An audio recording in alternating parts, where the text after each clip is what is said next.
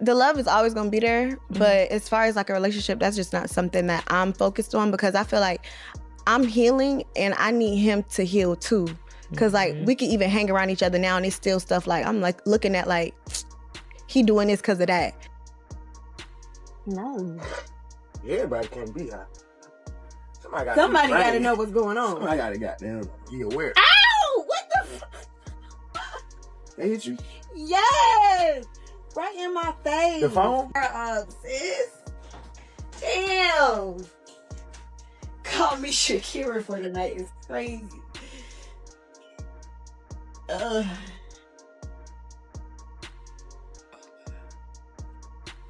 This mascara, y'all, go get this. Better than...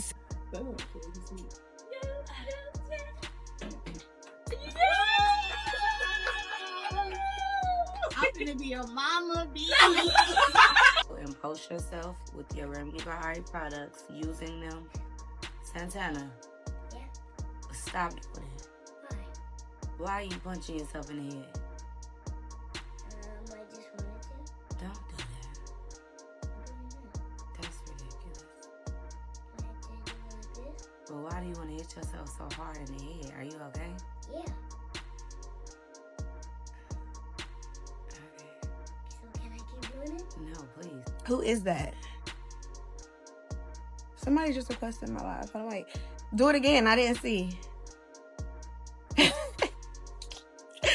Do it again. I didn't see. I love y'all so much. All right, I'm about to go. Seriously. Okay, screenshot.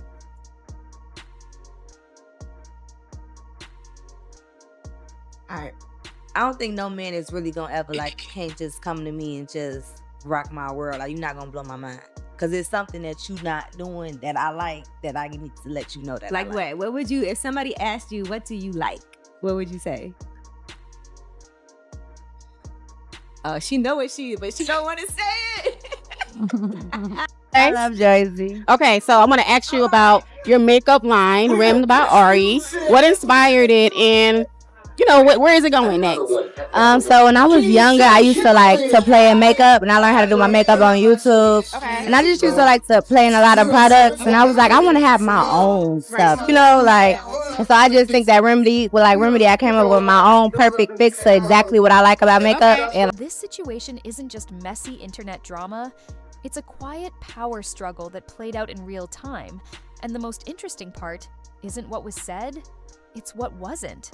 Because while one person went straight to exposure, the other chose silence. And somehow that silence ended up causing even more chaos than the accusations themselves.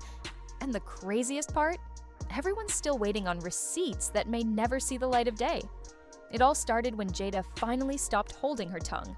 For a long time, people forgot that Jayda and Ari Fletcher weren't always at odds. At one point, they were cool. Not best friends, not inseparable, but close enough that nobody would have expected their names to end up tied together like this. Somewhere along the way, though, things shifted. Jayda started moving differently. The energy changed. Ari Fletcher noticed it, but couldn't quite put her finger on why.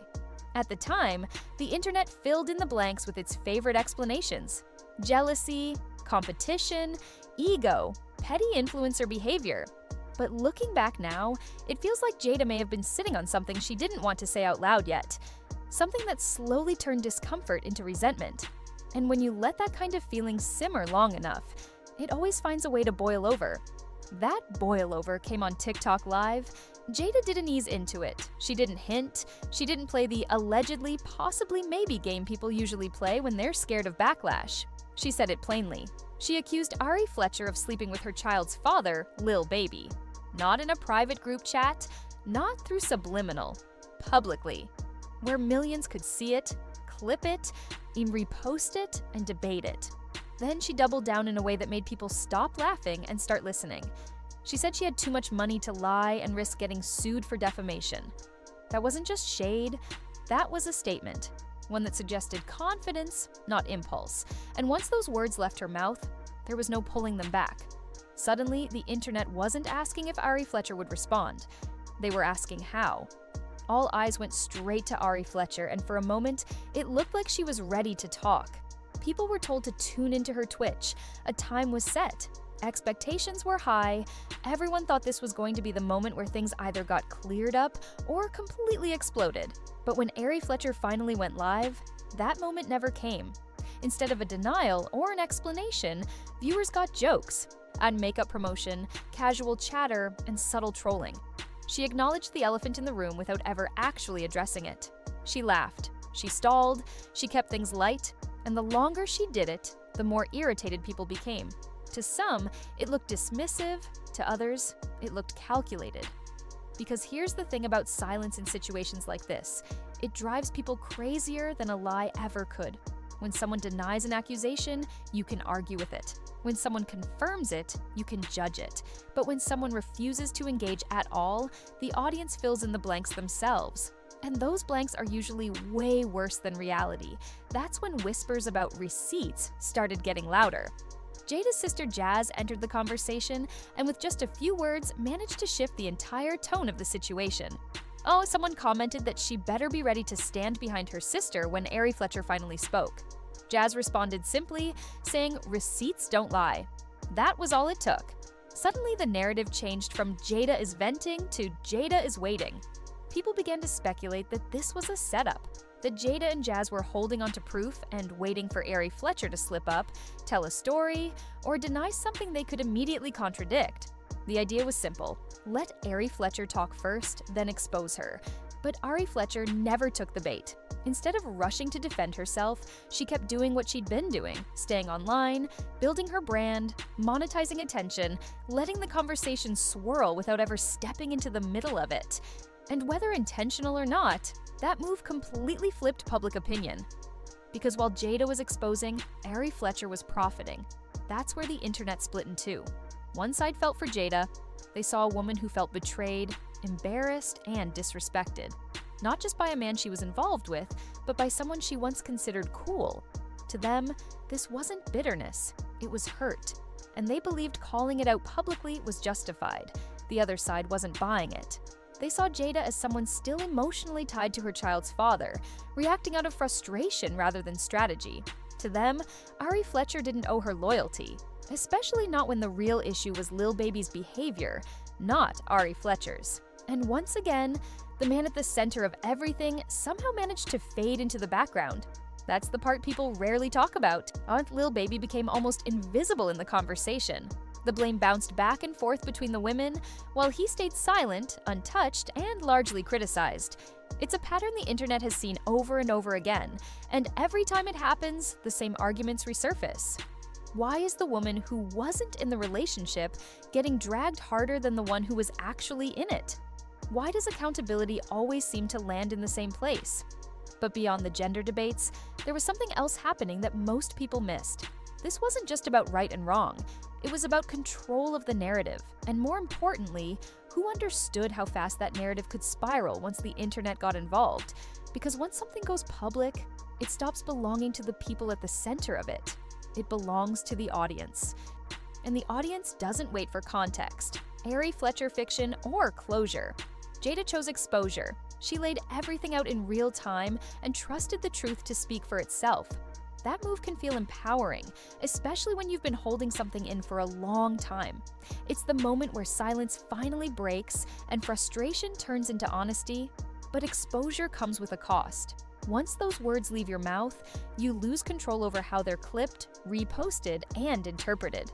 The internet doesn't hear the emotion behind the statement, it hears the headline. And from that point on, the story no longer moves at your pace. Ari Fletcher chose the opposite approach. She didn't deny the accusations, she didn't confirm them either. She didn't rush to defend her image or explain herself to people who were already convinced they knew the truth.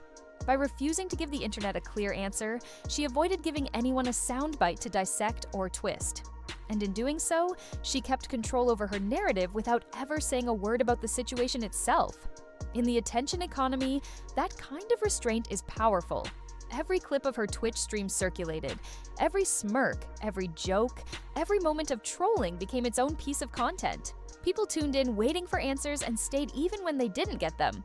Some were angry, some were amused, others were just curious. But the result was the same. Engagement kept climbing. In a strange way, the controversy didn't slow her down. It amplified her. That's why some people started saying Ari Fletcher won this round. Not because she was right, not because she was innocent, but because she understood the game. Online, silence can be louder than a defense. A lack of response forces people to keep talking, speculating, and debating long after the initial accusation fades. And attention, no matter how it's generated, can be turned into opportunity faster than outrage can be turned into sympathy. But that doesn't mean Jayda was wrong to speak. If anything, her reaction exposed a deeper issue that goes far beyond this specific situation. This wasn't really about friendship or even betrayal. It was about patterns, about repeated behavior that keeps resurfacing, about being loyal to someone who never fully reciprocated that loyalty, and about the frustration that hits when you realize you were playing by rules that were never being followed on the other side. When you zoom out, the story starts to look less like a feud between two women and more like another chapter in a cycle that keeps repeating itself. Relationships overlapping, bound Ari Fletchers getting crossed, the same dynamics playing out with different faces. It's uncomfortable to acknowledge, which is why it often gets ignored. So now, everyone's still waiting. Waiting for receipts that may or may not exist.